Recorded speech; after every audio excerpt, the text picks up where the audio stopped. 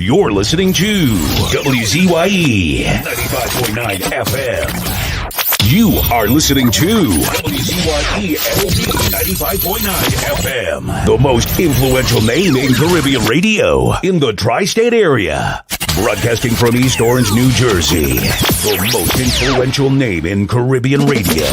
WZYE 95.9 FM.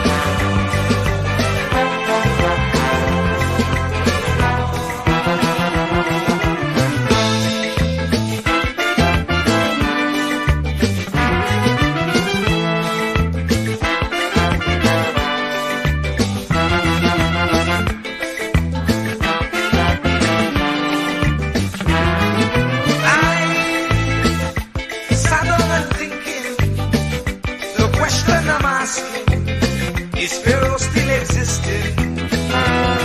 As he be born, resembling an Israelite, not being treated right, enslaved day and night.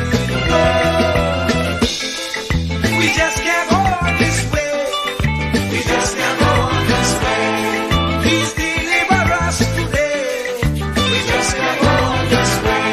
We like the Israelites still in pain. We just can't.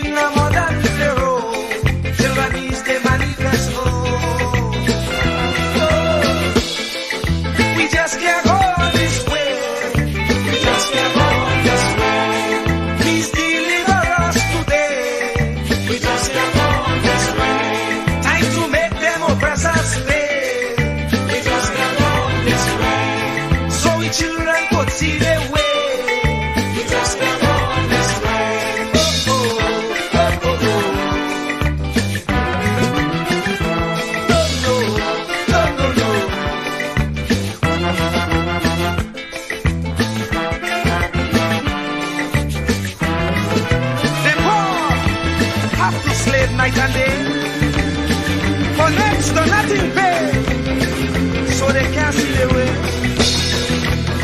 We don't enjoy equal facility, like Pharaoh and company, brainwashing we say we free.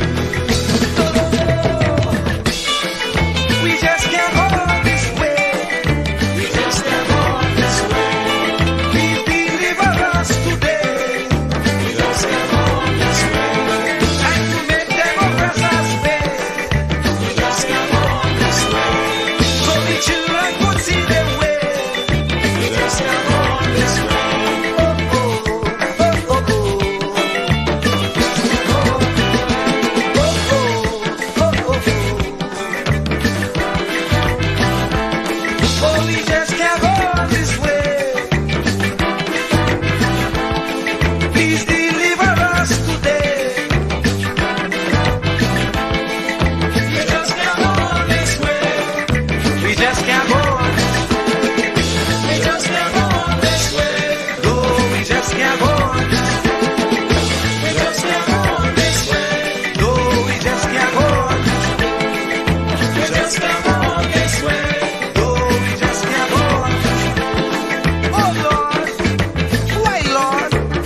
We suffer like this.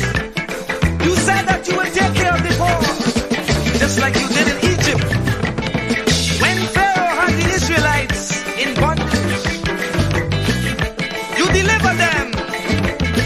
But here again, we are in the same khaki pants. We have those modern pharaohs who oppress the poor, who represents Israel. They confuse us with so much lie. Not even thinking that we will realize criticized. We could be ostracized. We don't know who to trust. That's why I say, Lord, please listen to this prayer that comes from before. Please send us another Moses again. Oh, we just can't go on this way. Please deliver us today. Time to make them oppress us stay. So the children could see their way. Make them get on their knees and pray. Then I'll be up to judgment day. Oh, just can't make it this way. Please deliver us today. Be like the Israelites did it then. Please send us another Moses again. Lord, we just can't make it this way. Yes, deliver us today. Oh, we just can't go on this way. No, we just can't make it this way. Please listen to what I say. Yes, hurry up with judgment day. We just can't make it this way. No, we just can't make it this way. Must we get old and gray? And the children can't see their way. Oh, we just can't make it this way. Oh, we just can't make it this way. We like the Israelites did it then. Please send us another Jesus again. Oh, oh, oh, oh, oh, oh. Oh, oh, oh, oh, oh, oh. Oh, oh, oh,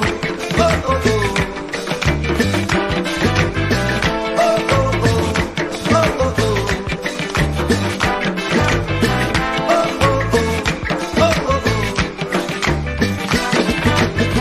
Lord, we just can't go this way. Lord, we just can't make it this way. No, no, no, no, we just can't go this way. Please hurry up with judgment day.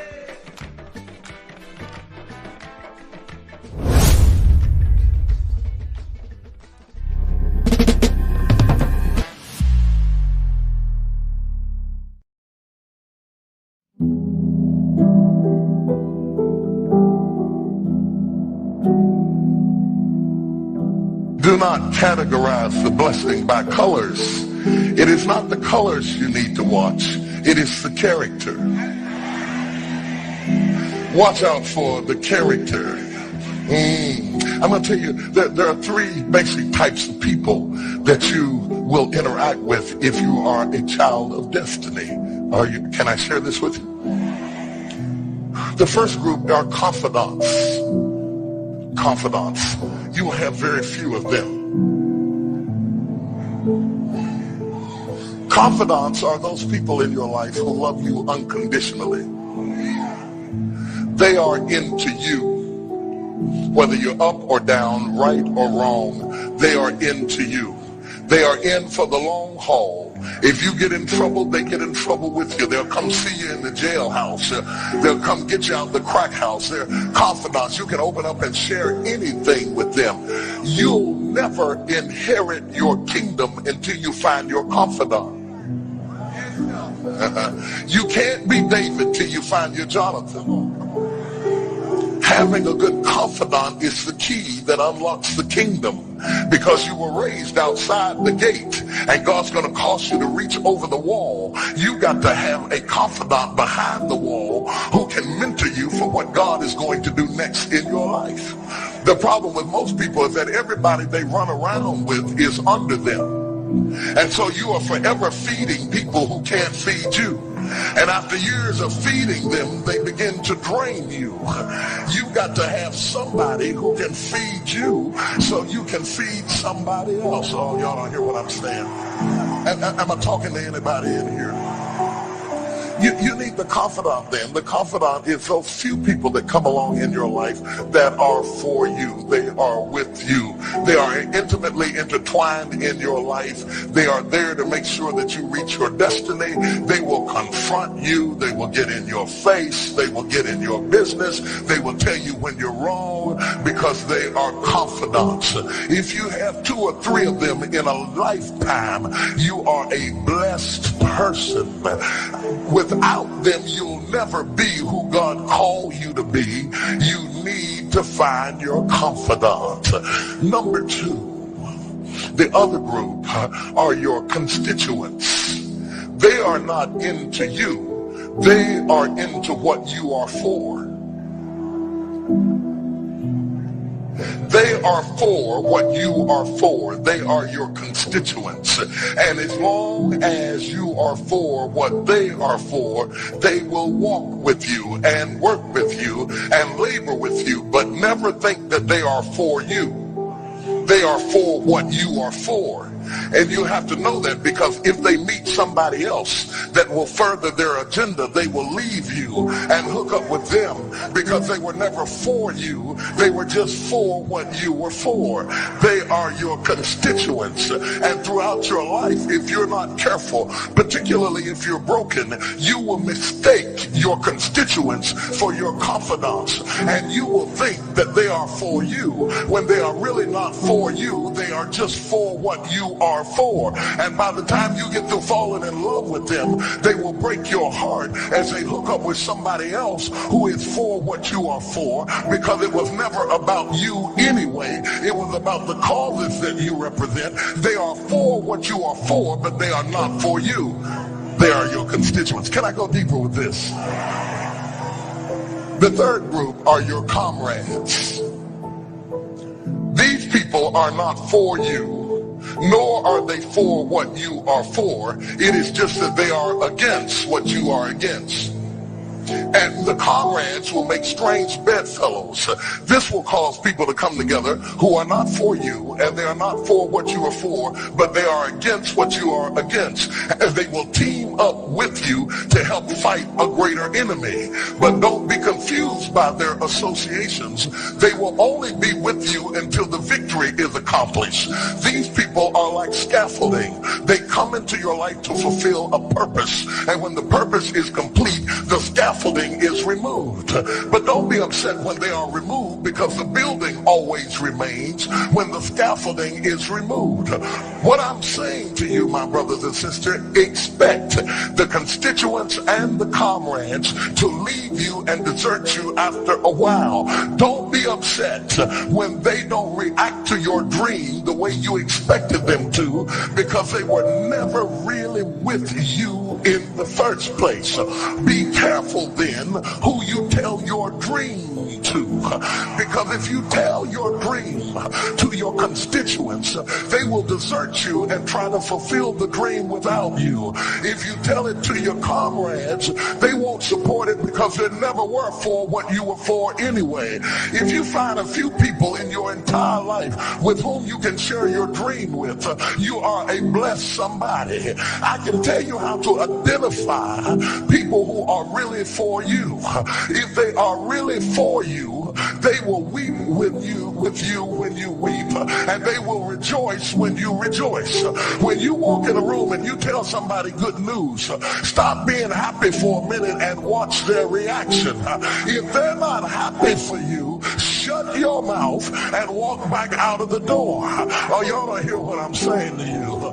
Oh yeah, because when they are really connected to you, they will be happy for you when you share your dream. Find somebody, look them in the eye and say, are you happy for me? If you don't get the right reaction, don't tell them anything else. You need somebody who's really going to be happy for you. I don't want just anybody praying for me. I don't want none of them haters praying for me, because you know you hate me and you don't want me to succeed. I want somebody praying for me who really wants me to be blessed, who wants me to be an overcomer, so you can put up your oil and stop speaking in tongues, because you know you never did speak to me anyway, and ain't no need in you coming up here in this hospital like you gonna pray some cancer up off of me. I'd rather have somebody who really loves me lay across the bed and rebuke the devil. And God is so faithful, he'll always give you somebody. Oh, if he ever sent anybody into your life to help you, you ought to just clap your hands and thank him for the people he sent. Don't worry about the people he took. You ought to praise him for the people he sent. Tell somebody, say, somebody help me. I didn't get here by myself. Somebody help me to get here. Somebody taught me how to stand. Somebody. Right now. Yeah. I must tell Jesus all of my trials. I cannot bear these burdens alone. In my distress, He kindly will help me. He ever loves and cares for his own. I must tell Jesus. I must tell Jesus. I cannot be. Jesus. My burdens alone. I must tell Jesus. I must tell Jesus.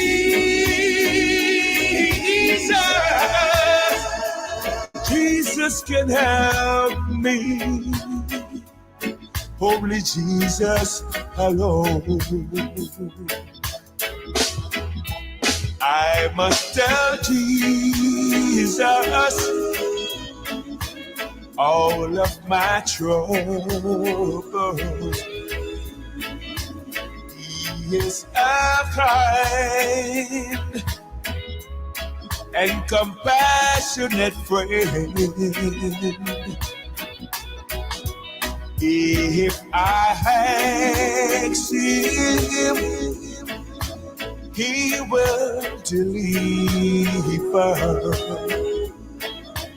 Make all my troubles quickly and hand. I must tell Jesus.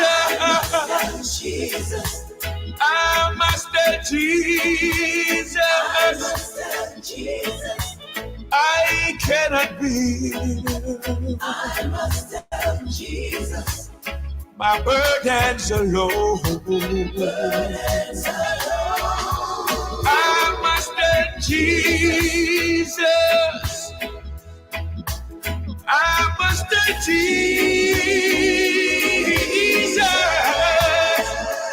Jesus can help me. Only Jesus alone. What must I do when worldliness calls me? What must I do when tempted to sin? I must tell Jesus. and He will help me over the world. Victory to win. I must Jesus. I must Jesus. I cannot be. No. My burdens alone. I must Jesus. I must Jesus. Jesus can help me. Jesus can help me. Only Jesus can help me.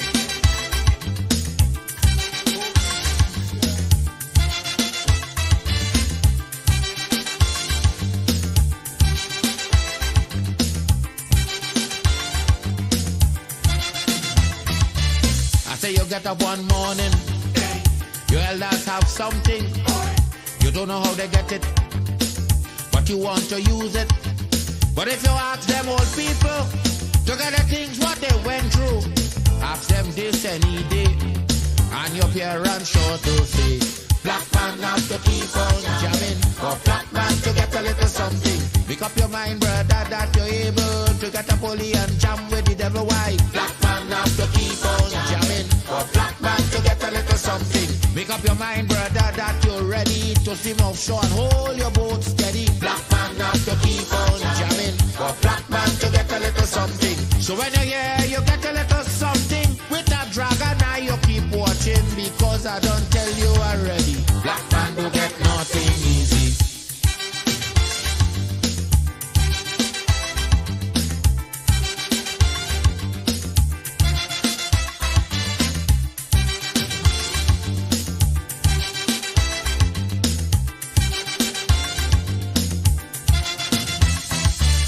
You get up one morning, and oil money running. How it come you don't know, so that they care how the thing go. But if they read about Uriah, they wanna find out the pressure. How we get so much old hell to get a penny from TLL. Black man have to keep on jamming, for black man to get a little something. You got to take up your own cash money, pay people for your own refinery. Black man have to keep on jamming, for black man to get a little something. Make up your mind to be a magician, to make money out of scrap iron. Black man have to keep on jamming, for black man to get a little something. So when you're here, you get a little something. With that eagle eye, you keep watching, because I don't tell you already. Black man don't get nothing easy.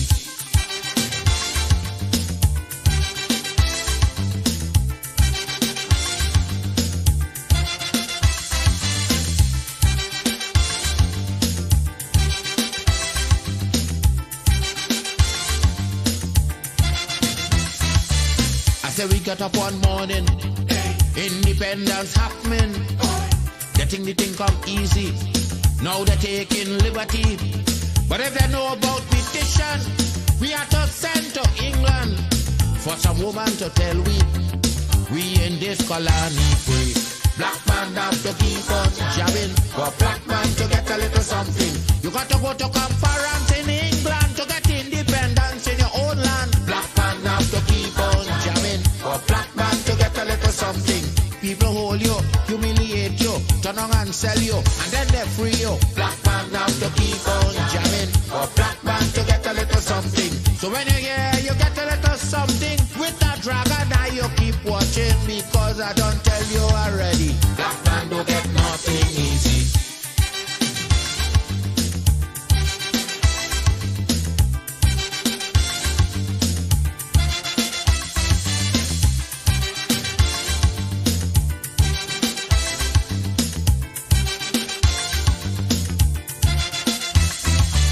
So when a black man gets something, he got to start thinking to get it there easy. He got to practice economy, From getting licks from the slave master to become the landowner, brother, is a terrible journey. Packed with plenty brutality.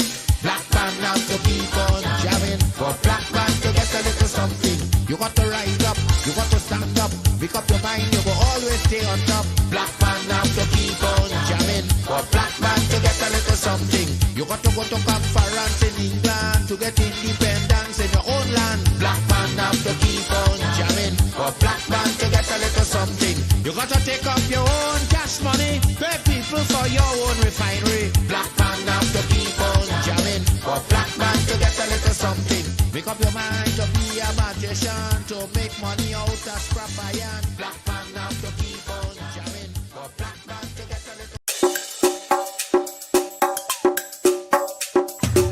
Keep me as the apple of thine eye. Hide me under the shadow of thy wing. O Lord, my Savior. It's so hard to deal with personal struggle. So sad when you feel alone in your trouble. It's real hard when you want to talk to a brother. It's so bad because of how some look at you after. So Jesus, cover me while you fix it. Cover me while you fix it. Cover me while you fix it. Jesus, cover me. Cover me while you fix it. Cover me while you fix it.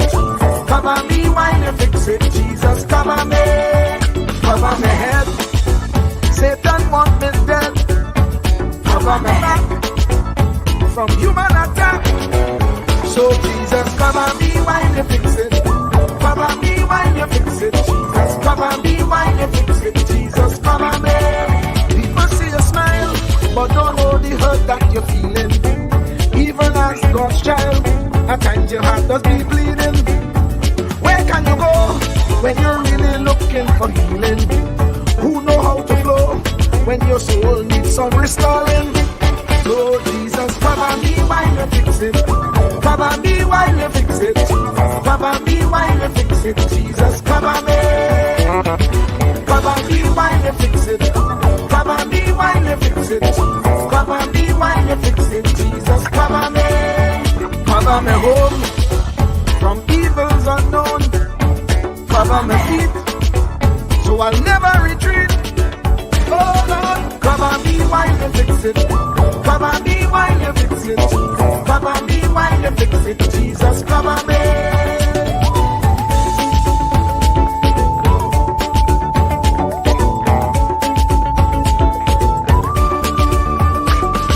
Cover my brother, cover my sister, them who under pressure.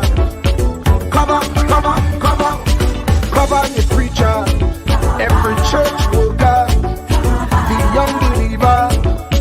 Cover the worship leader and intercessor, every gospel minister. Cover. Jesus alone is the one who has the real answer. The one on the throne is the true and loving Father. He will hold your hand and keep you from going under. He will make you stand and let you know he's a fixer. Cover me while you fix it. Cover me while you fix it. Jesus, cover me while you fix it. Jesus, cover me. Cover me while you fix it. Cover me while you fix it. Cover me while you fix it. Jesus, cover me. Cover me mind. You know the struggle sometimes. Cover me mouth, that the wrong thing wouldn't come out. Oh Lord, cover me while you fix it. Cover me while you fix it. Cover me while you fix it. Jesus, cover me. Cover the Christian in the midst of aggression with the power of your right hand. Jesus, cover them helpless children. Jesus, defend them. Send help from heaven. Jesus, cover all them radio stations that blessing the nation. Grant divine protection. Jesus, cover me. Cover me.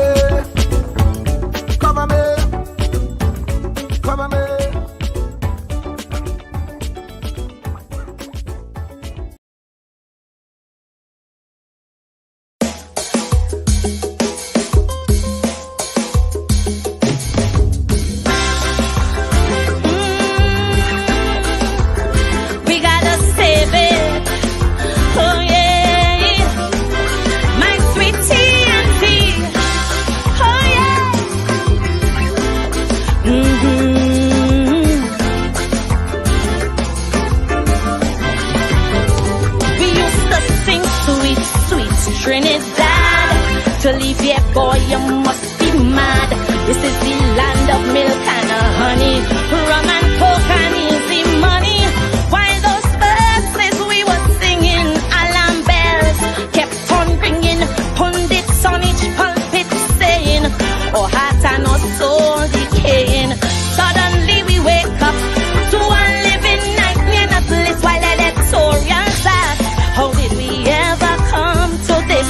But so long we hear it, you got to stand up and be counted. But daily we're intimidated. Every day our next witness silence while we recoil from the violence. In our land there is a crisis, broke police, unruly ISIS, while sweet revenge gangs exacting.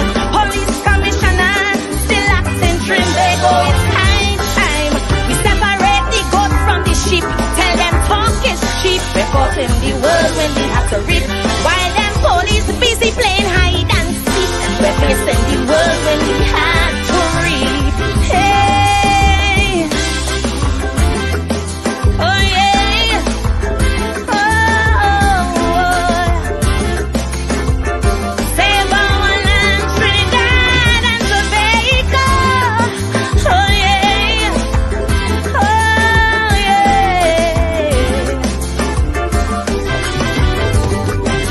In our schools, kids getting on, we're fighting, making porn. Our school girls, you won't believe, live MMA, they pulling weave.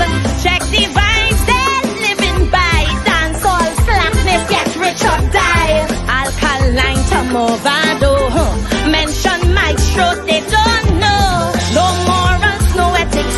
There is a centrifugal black hole, but we must move quick to wake their conscience and save their soul. So long we've been hearing evil triumphs when good men do nothing. No triggers pump while words be frothin', and while church attendance real low, protest pack floods them casino, while black market prices haggling. Through our ports, big guns they smuggling. Spanish women are hot like their music. Saucy salsa, human traffic, Trinbago. We can't wait. The devil making hay while we sleep. Tell them talk is cheap. We're caught in the world when we have to reap, while we look on numb as more mothers who weep. We're facing the world when we have to reap. Oh yeah. Oh no. Oh yeah, yeah. Oh,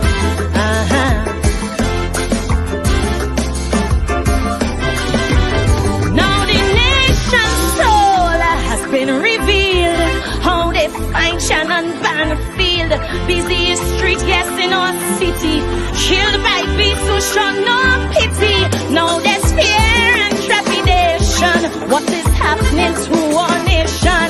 So I pray this one infraction will propel us into action. Trinbago, the time is now. We have to take our country back while these monsters flow.